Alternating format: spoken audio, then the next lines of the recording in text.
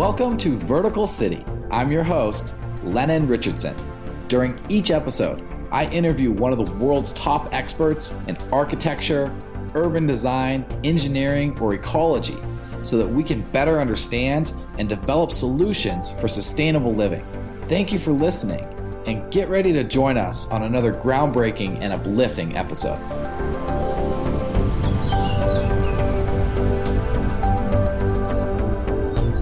Gong Hong is a self-described lateral thinker with expertise in thermodynamics, economics, and international development. Gong has a Bachelor's of Thermophysics from Zhejiang University and a Master's of Philosophy and Development Studies from the University of Sussex. He is the Chairman of Greatview Packing, a food packing corporation based out of Beijing, but most important to our conversation today is the fact that Gong is a vertical city advocate and has proposed to the Chinese government that a vertical city be built in the heart of Shanghai. Lynn King, who I interviewed for last week's episode, introduced me to Gong and has joined us for the conversation today. In addition to Gong's vertical city proposal, we dive into the social and political actions that might need to take place for such a massive undertaking to be successful, how politics have helped shape urban forms in the past, and the energy and transportation efficiencies that are created by building dense three-dimensional structures. Visit verticalcity.org/podcast for links and show notes to everything we discussed today.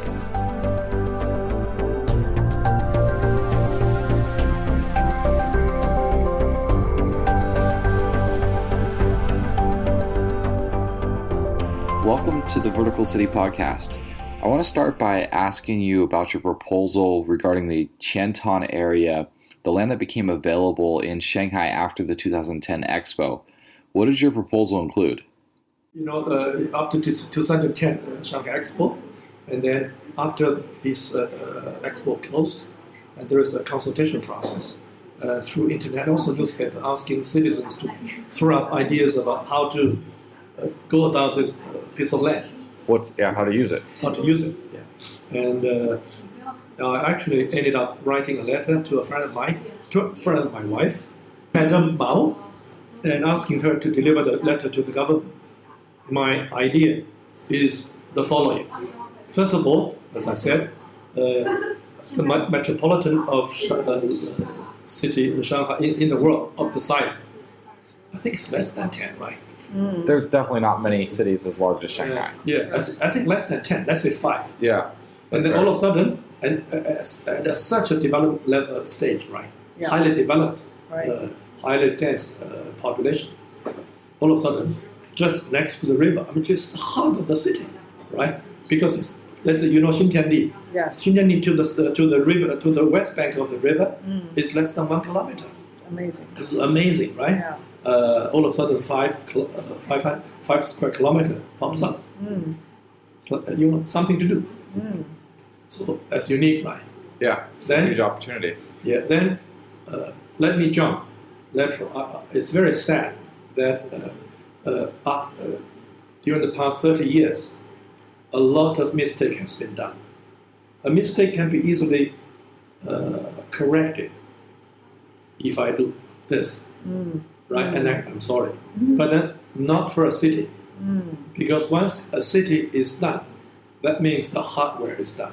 The road, the bridges, the buildings, the ugly buildings, because this is the hardware. This is like a boy of 18 years old. The bone structure is there. There's no way to repair. There's no way to change it. Right. Of course, you can do the cosmetic surgery, but again, that's what I'm saying. That's exactly what happens in China. Without a proper planning and forward-looking macro planning, urbanization, a vast, really spectacular in terms of the size and speed took place in China over the past 30 years. But a lot of them went very wrong way. Right? I don't comment them. You just go to the cities. Yeah, they are ugly. They are not organic, and whatever. There are millions of people are criticizing the urbanization process of China. There's many documented problems. Economically, it produced wonders, right? It made people a lot better, richer, pollution, but chaotic in transportation. Okay, leave it to the side. So, given these two facts, this unique opportunity of the metropolitan in the world. And then the past lessons, huge lessons to be learned, that you should think, you should pause and think before you act, because it's too late. If the city is built like the skeleton, the bone structure has been formed. So I suggest that people should, first of all, pause. Don't act too quick about this piece of land. Think what to do. And then, this is my first suggestion. Shanghai doesn't need to rush. There's a lot of, because you should think very carefully how to, because this is the last piece of land in this universe, probably, in this planet. But what I'm saying, it's hardly to believe that there's another opportunity. Tell me where. At least of that size. Yeah, tell me where. I've been to Jakarta. No such a possibility. Because only the Chinatown area is a historical reason. Because it's a headache for Shanghai to deal with. The whole Chinatown area used to be a very heavy industry in Shanghai. It's actually the Shanghai steel number 3. Can you imagine 1 kilometer south of Xintiandi, 35 years ago was steel work. So shutting down the factory and relocating, and it was a headache. It just because of this headache, so this problem was delayed until the expo became a good excuse. Let's turn down the whole thing. Let's relocate the people. Let's do something. So they clear the land. Such opportunity for such a large metropolitan in this planet will not happen probably. So tell me more about the proposal that you. Yeah, my proposal is vertical city. To be straight, why vertical city? What I'm saying is because the theme of Shanghai Expo is what? Better city, better life. Yeah, city makes people alive better, because the connotation, the previous assumptions and all the language people talk about is a city make life worse, right? Crime, concentration, pollution, congestions. No, city actually makes life better, or can make life better, right? If it's planned properly. Yes, that's the key message. And then let's look at the city. The worst city in this country is Beijing. I came from Beijing. I was born in Beijing. I love Beijing. But Beijing, because of the too low density. Okay, what I'm saying, Beijing is a city sprawling. Such a city you see in Sao Paulo, Mexico City. You don't have a very dense area. If you have the luxury of designing an ideal city, you don't want to have a shape like this. Sprawling. Yes, you want to have, let's say Hong Kong. The Hong Kong density is a lot higher than Shanghai. Yeah. But you don't hear people complaining about the mass transit there, because Hong Kong basically is the dense belt at the south of the Taiping Mountain, at the central, right? This is Hong Kong. So along the belt, you have the highest density of the world, higher than Shanghai. But because the population is so much, dense along a belt, so it is so efficiently served by the Hong Kong Metro. Line density is the most ideal for modern transportation. Mass transit love high density along our line. If you look at Shanghai is bigger. Beijing. I don't want to criticize the empire 600 years ago, right? Because the building, the planning of Beijing represents the philosophy of an empire, because an empire has a bird's view of the universe, right? It's beautiful, but any city that looks very beautiful from the bird's view must be a mess for most mass transportation. But if you look at most of the European cities, and Shanghai, it's formed organically, either along the river, like London, or along certain efficient route of commuting. So you don't see most of the Western cities organically planned or grown. None of the city would be like Beijing or Berlin. That is like this. A grid system. A grid system, and it's a growing pie. A grid system with a growing pie is a nightmare from a mathematical point of view, from a science point of view, to plan mass transit, because how do you serve this from this point to this point? It's very difficult. So you need a population density along a belt. Shanghai has a few belts, but I leave Shanghai for the time being. So, but then this is the point. Remember, better city, better life. So what is the direction driving city more efficient in terms of everything? If you talk about energy conservation or energy preservation, a dense city is much better than a evenly spread population. Let's say Hong Kong. Hong Kong is so efficient. But if you really watch Hong Kong, not only this dense belt that serves the purpose, but also along the dense belt, Shanghai has a lot of, Hong Kong has so many high rises. Have you noticed there's actually a second level of transportation or commuting? It's the elevated bridges. Not for cars, but for people. In Hong Kong. Yes. Particularly in the central. Everywhere, most of the towers would have certain bridges linking them. Yeah, there's a certain amount of those in Hong Kong that when I was there last year, I noticed. It's actually the connection between the terminals of subway to certain big residential area. You have this. I don't know in English, but you have this tube. You just it can be a walking tube. It can also be an elevator. Sky Bridge. You call it Sky Bridge. They're like a one story off the ground, though. Is that correct? Yes. Yeah. And it could be this way. It could be this way because like mid level, you have this Diagonal. Yeah. So you have a lot of them, not only one. I think more than 10. Not only that, and then among themselves they start to bridge. So you start to see a second level of personal commuting above the motor car, automobile dominated transportation, and that's the shape of the future city, because it's the best utilization of the space, and it's very pedestrian friendly. Hong Kong, if you know Hong Kong well, for tourists, you feel very disoriented. Oh my God, so many. But if you know Hong Kong very well, it's a very pedestrian friendly city. I travel to Hong Kong a lot. I hardly use any transportation. It's just myself. Hong Kong. But of course, Hong Kong is just the starting of a future phase, a future shape, a future city. It's already a little bit vertical, right? Yeah. But look at Shanghai today. Shanghai started, Lujiazui, Pudong, starts to build this ring of the second level pedestrian. It's too late because it really is a mess when Shanghai starts to learn from Hong Kong and build this outside bridge connecting to all these big towers. It creates a huge mess, and also it's very unfriendly. How does it create a mess?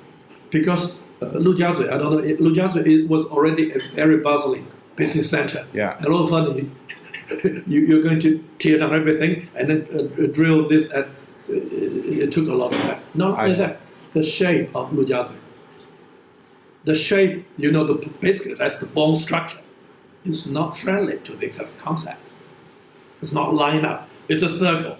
So instead of, okay, it's a nice idea not to interact, not to interfere with the ground transportation. But come on, that building is just there. It's only 300 kilometers, 300 meters or 200 meters away from it. Of course, people tend to cut short, but it's not possible because the design of the roundabout. Okay, and then so instead of it's good that today people don't have to interact with the ground transportation, but you would have to go this way. You would have to walk a long way around. Okay. Yes. So everything boils down to original design and the minds behind it. So Shanghai, most part of Chinese city has missed the opportunity to test and experiment the best, most efficient way of the city, because then it's too late. all of a sudden came with Qiantan development. So that's why I propose that Qiantan should adopt immediately the idea of vertical city, but think through it. Vertical city is the way I think it should go, but then don't rush into a vertical city, because you need to understand what is a vertical city. Vertical city is not only transportation. Vertical city is also about energy conservation. When it comes to energy conservation within a building, there's a lot of articles, and I don't need to say, because this is a very studied area. When you house people differently, right? So the heat transfer takes place, right? Either in the winter or summer, it's not going to be very efficient. But when you put everything together, your neighbor is heating you up, right? That's a very simple idea. Of course, then when you design a tower or a community very well, concepts like district heating can be applied. Where is district in China? All these are individual heating, right? Individual cooling individual. It's going to be less efficient. Only when you design an organic community, vertical. If you design like this, it's very hard, because it's very simple. It increases the length of pipes, and increase the heat transfer and heat losses or loss of energy. Vertical city, from energy point of view, is the best. Of course, ideally wrong, but it's not feasible, right? So a column kind of city, not a building, is very ideal. Not only that, vertical city reduce unnecessary commuting, right? Because if 5 towers of huge towers are interconnected, so you can design different functions, right? And today, everybody go this way, and you create this wave transportation. It's like morning this way, and then if you carefully design a vertical city and have a better division of labor, vertically or this way, you will minimize this terrible wave commuting. That wave commuting is the worst, right? Because you only utilize the public transportation once, right? What do you mean by wave commuting? It's like in the morning. Like a rush. Like you always run one direction, yeah. And then in the afternoon, everybody goes back. So you basically use this very expensive public facility once. But then if you diffuse this one direction rush, then it's a better utilization, not only public infrastructure, but people's time. And then this is only possible if you create a vertical city, because it's very simple. Because mathematically, you cannot optimize your planning because it's 2-dimensional. Right. All of a sudden, you create a 3rd dimension. The 3rd dimension is theoretically much more efficient than only 2-dimensional. Yeah. Both for commuting, infrastructure, energy conservation, and later on, information. I'd like to just plug in here real quick, because I know some people would argue that, well, aren't all cities 3-dimensional? I mean, of course, buildings are vertical in their essence, but city planning is 2-dimensional, and you won't have to always go down to the ground plane. Yes. So that's why it's probably 2-dimensional plus. It's actually 2-dimensional, because when everybody would have to go down to the 2-dimension floor, right? Then it's actually you don't have a 3-dimensional thinking. When you don't have a 3-dimensional thinking, all these benefits only associated with 3 dimensions will not take place. Exactly. It will not take place, because all this up and down is waste of time, because he wants to go there. But instead of going there, he first have to do this. All this is a waste. But then when you build a vertical city, you have a chance of optimize all these movements. When you optimize the movements, life gets better, right? Because and less stress, and definitely you have a better chance to diffuse, to get rid of, maybe not completely get rid of, but to reduce the load of one direction should rush energy. And also, of course, don't compare a city in a metropole with a nice city in the countryside. It's different. because a city in the countryside is a dream. It's a dream, and it's not a complete part because no one can live away from a community, so to say. So a lot of people say it's an ugly city because too many people. But frankly speaking, concentration is a way of solving a lot of problems. It's actually by economic skill, in a smart way, not in a stupid way. Vertical city. I'm not an expert on vertical city, but through my understanding of Hong Kong, and I see the problem of the world. I think that's why I propose vertical city. So I'd like to hear more about your proposal because there's a lot of debates in the media and everything about what a vertical city is. When I talk about vertical city, I'm not talking about one building. I'm talking about a number of columns interconnect with each other and interacting with a neighboring metropolitan. That's a vertical city. Can you explain how they're interconnected? The columns, the sky bridges. Yes, sky bridges.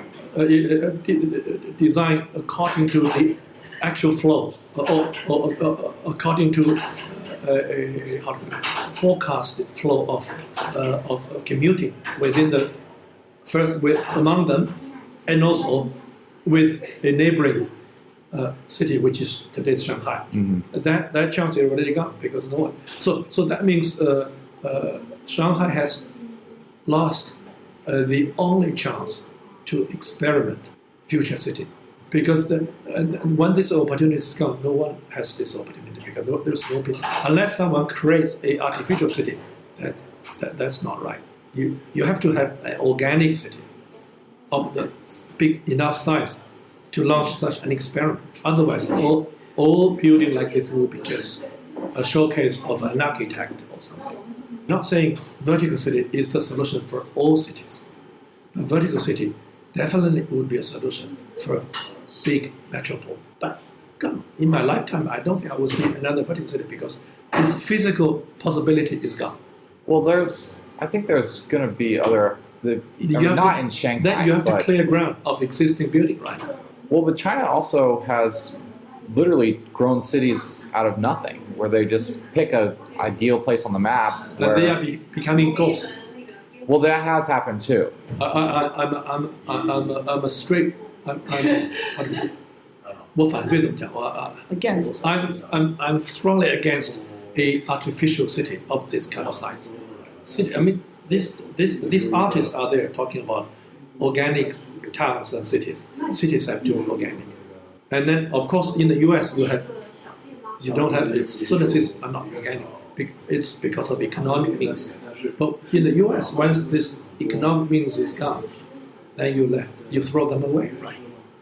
And you have a lot of ghost cities in the U.S. But it's okay for the U.S. because you have so much land. I'm not really familiar with ghost cities in the U.S. There's certainly ghost towns, and there's ghost town. Yeah.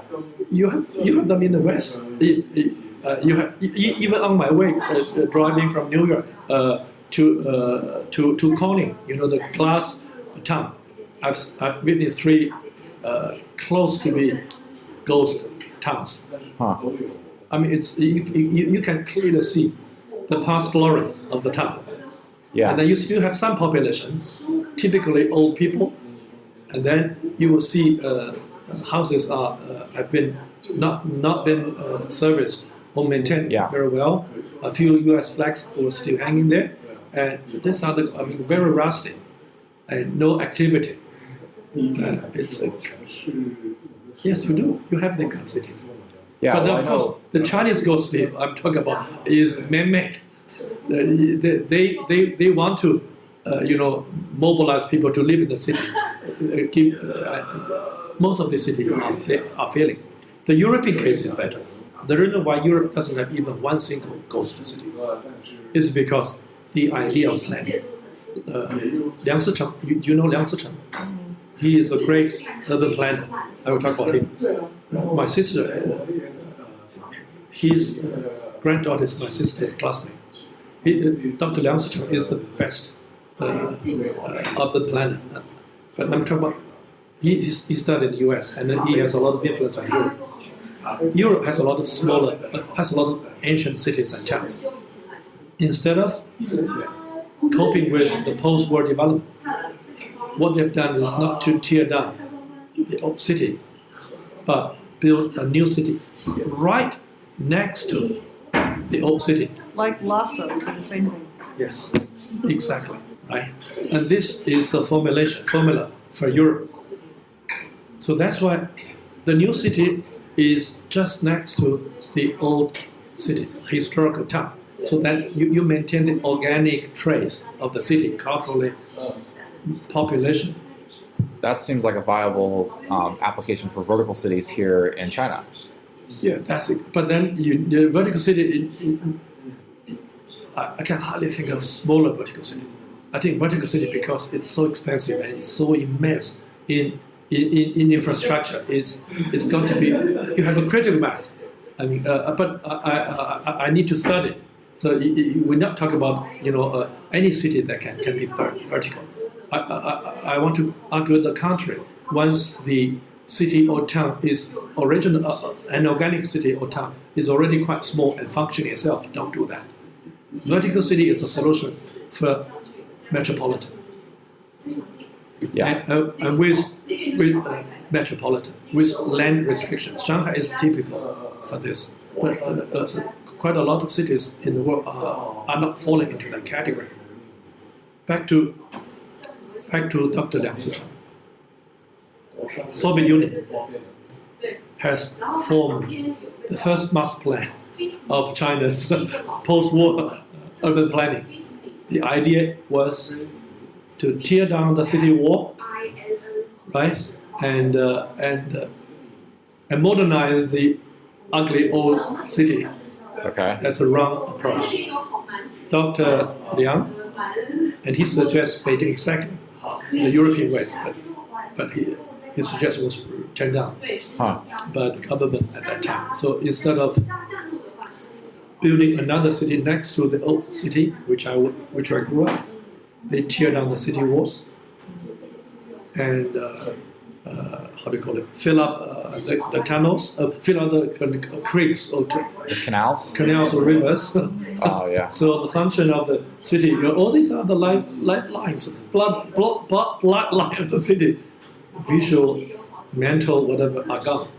And then started building around fourth ring road, seventh ring. Right. Started to the pie. It's a very wrong way. Dr. Liang Sicheng, you don't have to remember his name, but this person is a great person, because during at the end of the Second World War, the U.S.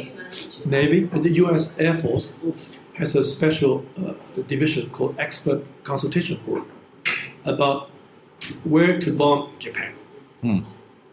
Which city should be knocked down? Of course, this typically is the job of the military people. But instead of this, they've invited a lot of architects and historians. And Dr. Liang was among this panel. And he said, don't bomb Kyoto and Nara. So he's a great hero, right? For the Japanese. And then America didn't bomb these two cities.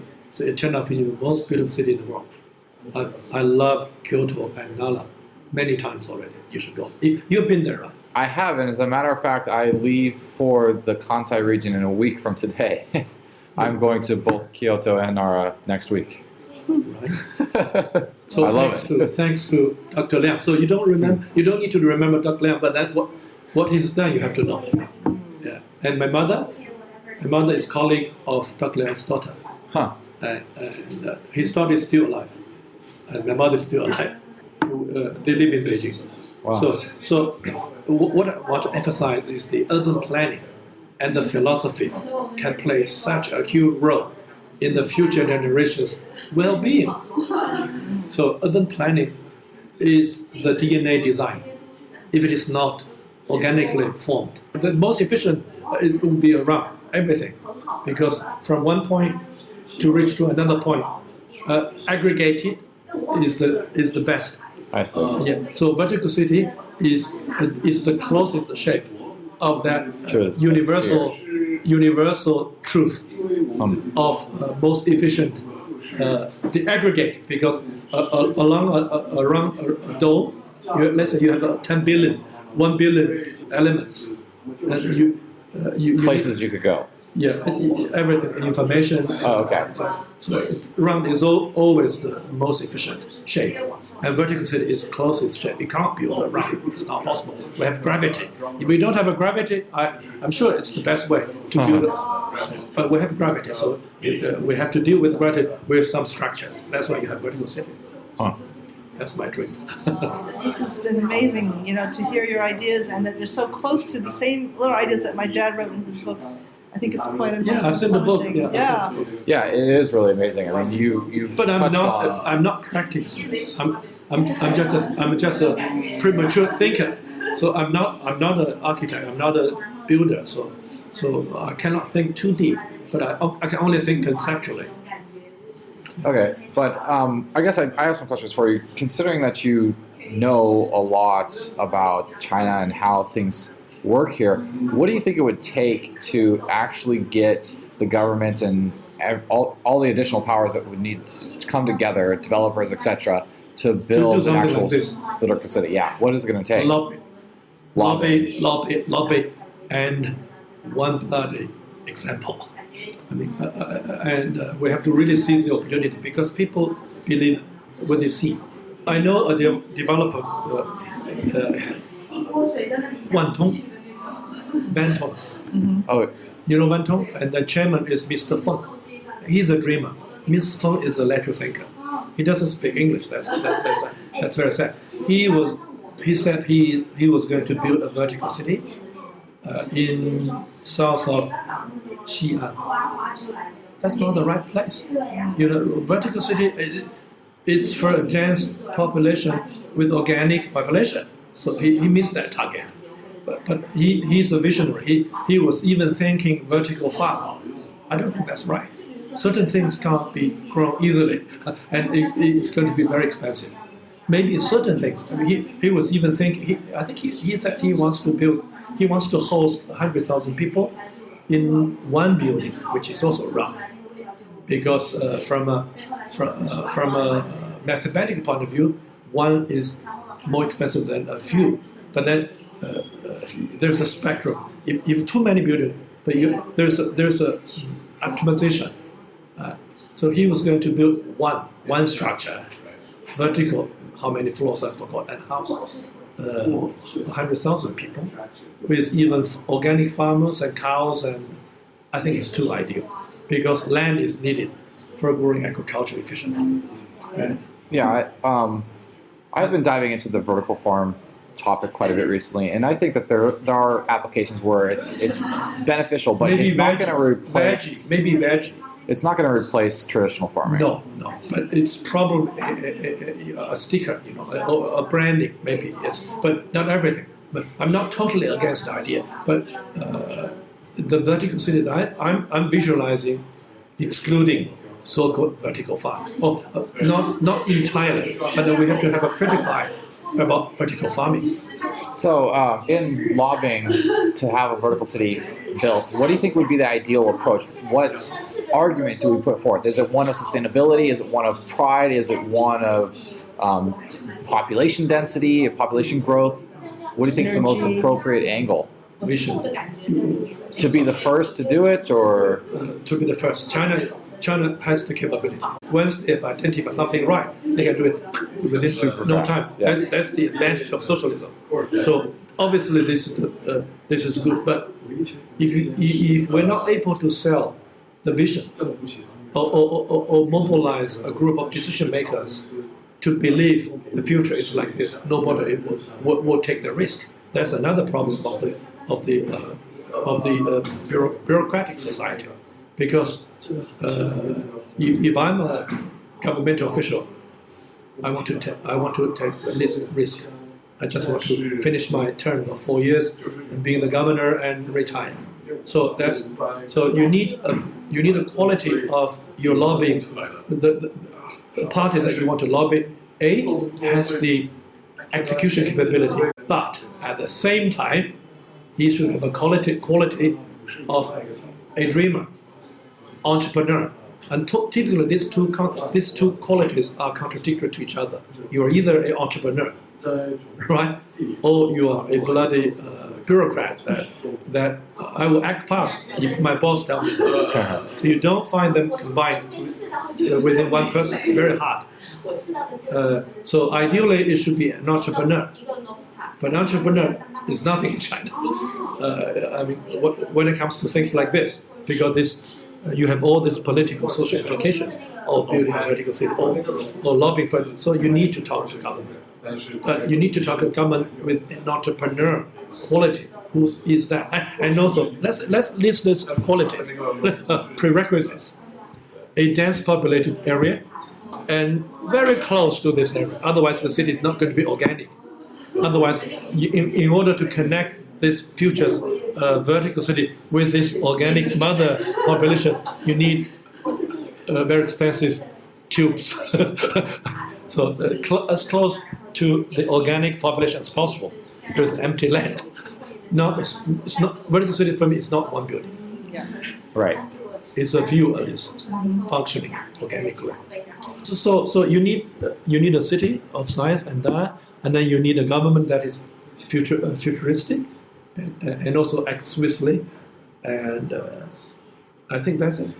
So where is that? So if I'm hearing correctly, it sounds like we should look to identify. I think Hong Kong is the right place. Hong Kong. Do they have the open space? Hong Kong, I think the Kowloon area. You need a city like Shanghai or Hong Kong that has growing population, new immigrants. Absolutely. That's not rare. That's not easy to find nowadays. Hong Kong land price is very high. What about near Beijing with the Jinjiji project? I don't. I'm not a fan of that. You know why? Because would a vertical city work in that area? No, because there's a lot of land in that area. There's a lot of land. Yeah. Yes, but there's also anticipated mass migration to that area. So there's going to be a need to house. But Jing concept is a big concept because it's like Tianjin and Beijing, right? Yeah, in Hebei province. Yeah. If you go to Hebei province, there's plenty of land. And the problem is that Hebei province itself has produced a few ghost cities already. Even Tianjin produced one huge ghost city. Tianjin, you have already a lot of land there. The recent thinking, though, is that if I argue this delta, it will become a major area for economic growth and also for population growth. The Beijing region. The Beijing region, yes, but then the moment when you include Hebei, this conclusion is melting down.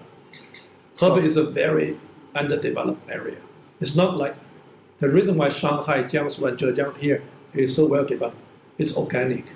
I mean, let's just wind the clock back 300 years back. There's nothing in Hebei. There's only one Beijing, and Beijing was an artificial. Beijing was, of course, an old city, but only because the capital was relocated from Nanjing to Beijing 600 years ago. Beijing became today. Right? Culturally, there's nothing there, like water, and then that's why even if Beijing is there, the whole area of Hebei is so underdeveloped. The only thing they've done is heavy industry, cement, steel, and that's the polluting comes from. All this Shanghai, Hangzhou, Nanjing, this is the crown jewel of Chinese civilization. Maybe Hangzhou. Hangzhou is probably the place for a vertical city. So I have two reasons for thinking that some place near Beijing might work. One being that they're going to need to build something anyway. And if they go with the model that they're proposing, it's going to be this massive sprawling city, and they're going to end up developing all of that land. Whereas if they built a vertical city or a series of vertical cities, then they could preserve at least some of that land. And my other thought that makes me think Beijing might be a nice candidate is for the pride reason. And I know that Beijing and Shanghai are kind of have there's like almost like a struggle or a battle between the two. Competition. And the power over time is shifting more and more to Shanghai as it's economically dominant. And I've heard some people say that Beijing really feels the need to reestablish themselves as the leader of the country. Let me find you some political background. There is a strong lobby to move Beijing to somewhere else, like Brazil, like Australia. Beijing should not support so many population. Beijing doesn't have enough water even. If I tell you an alarming situation, the underground water level in Beijing and Hebei in general is dropping dramatically. Isn't there a massive canal project under construction, though, to bring water to the Beijing region? But I think it's a very crazy idea. It's already crazy enough, but even this, because there's a cost for Yangtze River water to be channeled to Beijing. Because here you have a lot of people, so there's a limitation. And then I would say, because this water would have to pay a debt that has been owed to the people there, because the water level has dropped like this. So you need a lot. It's like just to restore the natural condition. You need already a lot of water just to bring the underground water to a normal level. Do you want to know the underground water? What is the underground? We're talking about 70 meters below the ground. 70 meters. A lot of them, and it's still going down. But of course, by shutting down all this water-consuming industry, like it helps a little bit. But it's the population density too high for this area. It's like let's say Phoenix City in Arizona. There's a natural limit for that piece of land to support how many people, because there's no water there. Yeah. And Beijing is the rain. How do you call it? Rainfall. Rainfall. Yeah, the rainfall per year is 400 millimeters, and the evaporation per year is 7. So so you have a deficit of 300 millimeter deficit. Millimeters or centimeters? Centimeter. No. 毫米. Millimeter. Millimeter. Oh, okay. It's a very little raindrop, and then the sun so the natural deficit is already 300 millimeter. So you have to when you think about population growth, a future model, you have to think all these big pictures. There's a very strong lobby. That's why Beijing is thinking of allocating certain central government function to other areas. That's exactly what Brazil has done, Australia has done. But they have done more extreme. They relocate the whole capital to a small city. But it's hard politically. So from that point of view, I don't think Beijing is the right area. It should be a rising area with economic and cultural, organic. I don't know, organic is the thing, 就是有机的. I don't have proper English for this. I think the word is organic. I think it is organic, yeah. It's natural growth. Natural growth. And Beijing has been too mechanical already for too many years. It should have not been so big in the first place. That's my idea. Unfortunately, it's been so big to create all these problems. And then, so maybe Chengdu, the really organic places in China, culturally, economically, and population-wise, is Chengdu, the whole Zhejiang province here, Zhejiang province, and maybe Xi'an, and Chongqing, Wuhan. All these places, these are organic. It's grown naturally into a big metropole. Maybe Chongqing. Because Chongqing is, although Chongqing is not such, but Chongqing city, 15 million is big enough, right? And Chongqing has a striking lack of space. And Chongqing, I think, is going to be a big. So maybe Chongqing government. And Chongqing government used to be very aggressive. Interesting. Entrepreneur. Futuristic.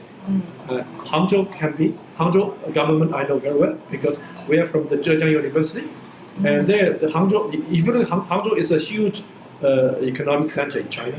But if you look at the map of Hangzhou, one third of Hangzhou is hills. One third of Hangzhou is the West Lake. So Hangzhou is actually only one third of Hangzhou is flat land, So and with a huge economic power, and Hangzhou probably is an area. So do you see this as something like where it makes most sense to approach a more local jurisdiction? Oh, definitely. In the first place, local jurisdiction. So I think I promote Hangzhou.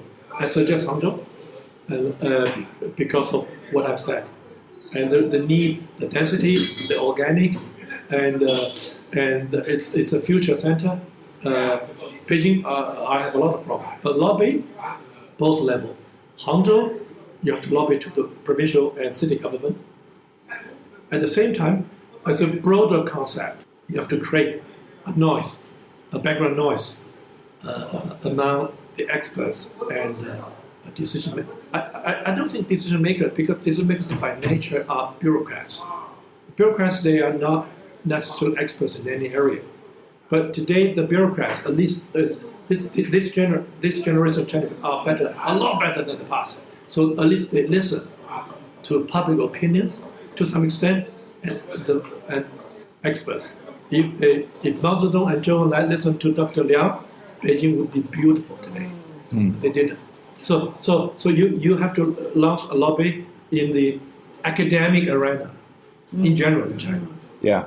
And particularly, and then you have to focus on certain potential target cities. I really think Chongqing, my instinct, Chongqing and Hangzhou, not Beijing, definitely not Beijing. So as a follow-up question to that, do you think it also makes sense, say we've identified Hangzhou as our top candidate, would it also make sense for us to be educating the population who would be potentially living in one of these vertical cities? No. Chinese population are very easy to forge, easy to influence. Okay. And living in a high rise is not a problem, because in their eyes, they would understand that it's a fancy high rise. It's okay. They don't have to really in the beginning to understand what a vertical city and all these organic concepts in it. For them, it could be just a very convenient, very very friendly high rise. The critical point is the decision maker of the government, because China's land is owned by the public government. So any developer would have to go through. It's the developer. I think the key is the developer and the government. I think the future tendencies are less important. Of course, you need to create some discussions and some curiosity. Yes, but then that's not critical. The critical is definitely the government and certain land developer. Because if you have no developer, if government cannot afford, you have to build both. Have there been any movements in China where somebody had some idea and they gained enough public interest in it that the public demanded it from the government and it was successful? No, not yet. China, it doesn't work this way. It doesn't work that way. It's always top down. Yeah, top down. It's ideal direction, but it takes some time. Do you have any other ideas as to what steps we might take as to really push this idea forward here in China? It's a long project. Absolutely. We have to have enough patience.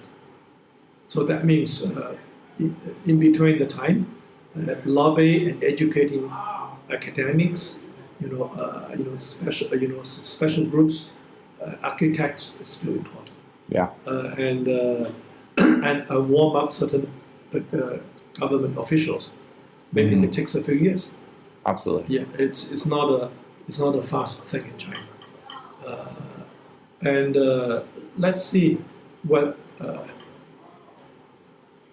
I think everything's pushed to this in this direction. Waste handling in China is a terrible mess now, but it's not yet to the point that people will revolt. And this internet marketing, internet business will drive mail delivery crazy, I tell you one day. And then already today, access to individual households in a building is a problem. And that can only become even more problems, because more and more people switch on online shopping, right? And so the home deliveries I think all these social problems amounts to the level of breaking point. They will say, come on, we should think of another way of living. All of a sudden, someone has been lobbying a vertical city for 10 years or 5 years. Let's think. So you need all this. But so don't stop lobbying, definitely. But then we strategically have to watch all these movements to which point of time. And when people are not that stupid now, so they don't have to reach the point of making a late decision. So we can lobby and create this anxiety, drive people to pay attention.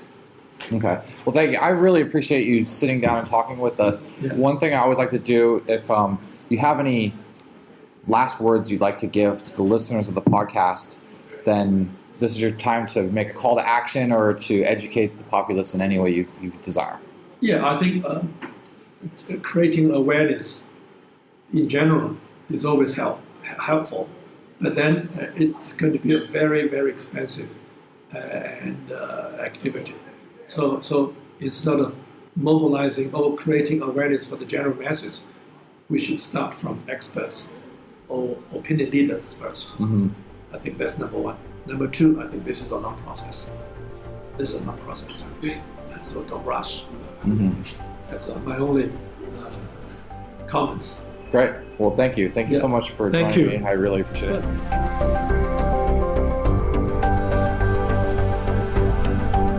Thank you for listening to this episode of Vertical City. Learn more about the Vertical City concept and continue the conversation by visiting our website, verticalcity.org. I truly hope that you have enjoyed this episode. If you did, please subscribe to our podcast, leave a review on iTunes, and most importantly, share Vertical City with your friends and colleagues so that together we can create solutions for sustainable living. I'm Lennon Richardson, signing off for the Vertical City team. See you next time.